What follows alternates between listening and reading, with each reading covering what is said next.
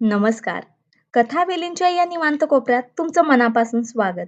चला तर मग पाहूया आज नवीन कथा. एका हृदयाची धडधड दुसऱ्याच्या नशिबाची कहाणी सांगू शकते का? विचार करायला लावणारा प्रश्न नाही का? आज आपण एका अशाच रहस्याचा उलगडा करणार आहोत. ही गोष्ट आहे एका व्यक्तीची, ज्याला आयुष्याची दुसरी संधी तर मिळालीच, पण सोबतच एका जुन्या लॅपटॉपमध्ये दडलेलं एक गुपितही त्याच्यासमोर आलं. तर या कहाणीची सुरुवात जरा वेगळ्या पद्धतीनं होते. म्हणजे सुरुवातीपासून नाही, तर आयुष्य बदलून टाकणाऱ्या एका घटनेच्या तब्बल 2 वर्षानंतर. चला तर मग ओळख करून घेऊया वेदची. तर गोष्ट आहे वेद अशी. तो मृग नक्षत्राच्या पहिल्या पावसात चालतोय. गेल्या 2 वर्षांपासून ना त्याला या मातीच्या सुगंधाची एक विचित्र, अनामिक अशी ओढ लागलीय. घरी परतल्यावर सहजच त्याचं लक्ष ऑफिसमधून मिळालेल्या एका जुन्या अडगळीत पडलेल्या लॅपटॉपकडे जातं.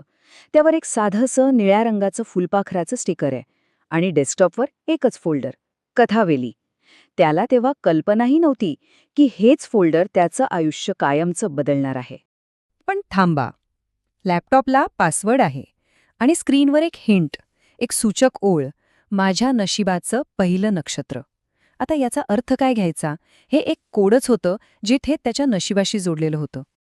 त्याला बाहेरचा पाऊस आठवतो, मृग नक्षत्र. तो एक अंदाज लावतो आणि पासवर्ड टाईप करतो, MURUG07. आणि लॅपटॉप अनलॉक होतो. त्याच्यासमोर आता एक नवीनच जग उघडणार होतं. आता हा क्षण इतका महत्वाचा का आहे हे समजून घेण्यासाठी आपल्याला थोडं मागे जावं लागेल. वेदच्या भूतकाळात डोकावून पाहावं लागेल. 2 वर्षांपूर्वीचा वेद. तो एक अतिशय हुशार सिनियर सॉफ्टवेअर आर्किटेक्ट होता. त्याचं आयुष्य म्हणजे 24 तास फक्त कोड, डेडलाईन्स आणि मीटिंग्स. दिवसाचे 18-18 तास काम. या सगळ्या धावपळीत त्याने स्वतःच्या शरीराकडे, स्वतःच्या आरोग्याकडे पूर्णपणे पाठ फिरवली होती. जणू काही आपलं शरीर म्हणजे एक मशीनच आहे असं तो वागत होता. आणि मग जे व्हायचं तेच झालं. कामाचा प्रचंड ताण आणि त्यातच एक साधंसं वाटणारं व्हायरल इन्फेक्शन, या दोन्हींनी मिळून थेट त्याच्या हृदयावरच हल्ला केला. हो, निशाणा होतं त्याचं हृदय, जे आता अक्षरशः निकामी होण्याच्या मार्गावर होतं. डॉक्टरांनी जे सांगितलं ते ऐकून त्याच्या पायाखालची जमीनच सरकली. त्याच्या हृदयाची काम करण्याची क्षमता, ज्याला इजेक्शन फ्रॅक्शन म्हणतात, ती फक्त 15% आली होती. 100% नाही, 50 नाही, फक्त 15%. ह्या स्थितीला एक नाव होतं, एंड स्टेज हार्ट फेलियर. म्हणजे अशी अवस्था जिथे औषधं, पेसमेकर काहीही कामी येत नव्हतं. जसं एखादं सॉफ्टवेअर क्रॅश होतं ना, तशी त्याच्या शरीराची संपूर्ण सिस्टीमच क्रॅश झाली होती. आणि डॉक्टरांनी त्याला स्पष्ट शब्दात सांगितलं, वेद, आता फक्त एकच उपाय आहे. जर तुला नवीन हृदय मिळालं तरच तू वाचू शकशील. हो, त्याच्या जगण्याची एकमेव आशा होती हृदय प्रत्यारोपण. विचार करा, जो माणूस आयुष्यभर लॉजिक आणि कोडच्या जगात जगला, त्याला हे सगळं कसं वाटलं असेल? त्याला वाटत होतं की नियतीनेच जणू त्याच्या आयुष्याच्या प्रोग्रॅममध्ये एक भयंकर बग टाकला आहे. एक असा बग जो तो डीबग करू शकत नव्हता.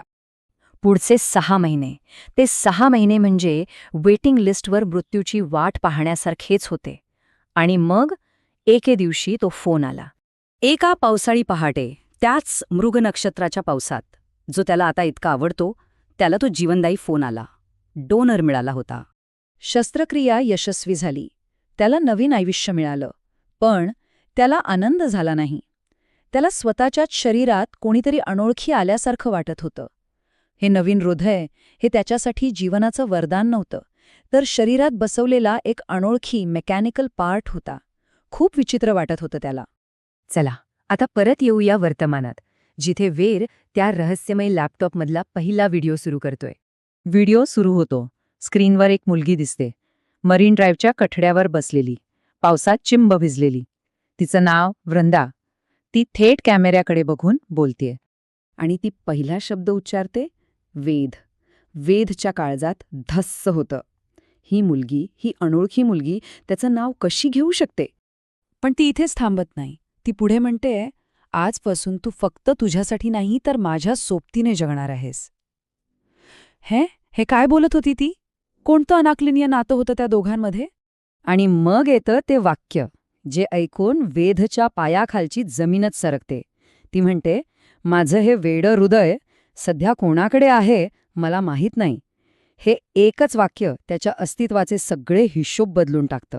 व्हिडिओ संपतो आणि वेदला जाणवतं त्याच्या छातीत एक वेगळीच धडधड सुरू आहे. एक लय, एक ताल. त्याला कळतं की त्याच्या हृदयाची धडधड तिच्या बोलण्याच्या लयीशी अगदी तंतोतंत जुळत होती. त्या क्षणी एक अविश्वसनीय सत्य त्याच्यासमोर उभं ठाकतं. त्याच्या छातीत धडधडणारं हृदय ते वृंदाचं होतं.